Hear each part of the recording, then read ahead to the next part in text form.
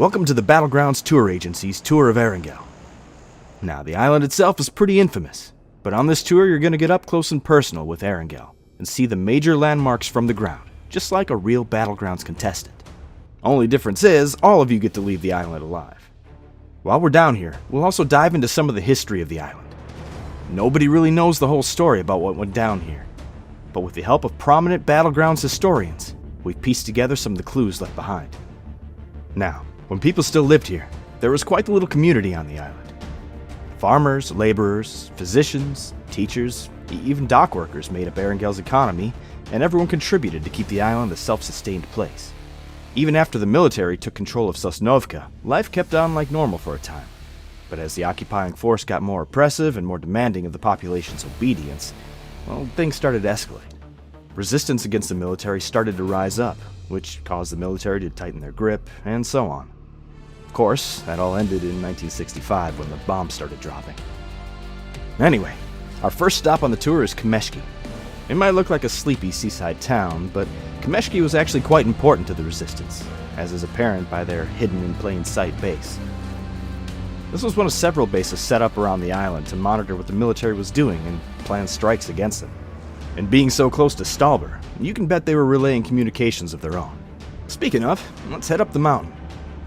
Stalber is one of the highest points on Erangel, and as such was a perfect spot to set up communications arrays.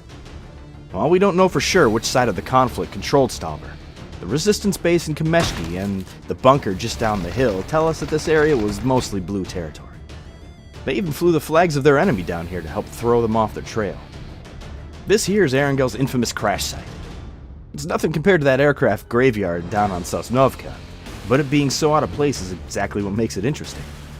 Nobody's quite clear on how the plane went down, but these things don't really have a habit of just falling out of the sky by themselves. That was before flight data recorders were widely used, so we might never know what took her down.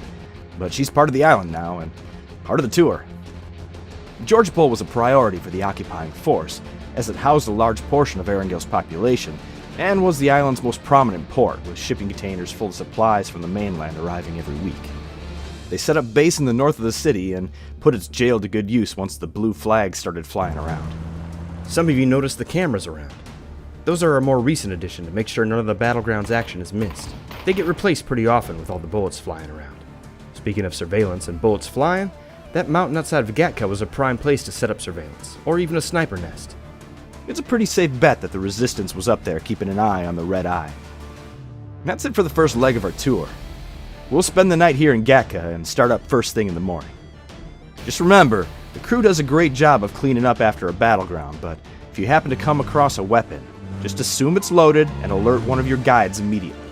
Last thing we need is to cut the tour short to rush someone back for medical attention.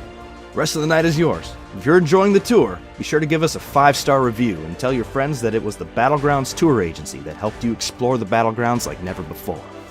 Good night.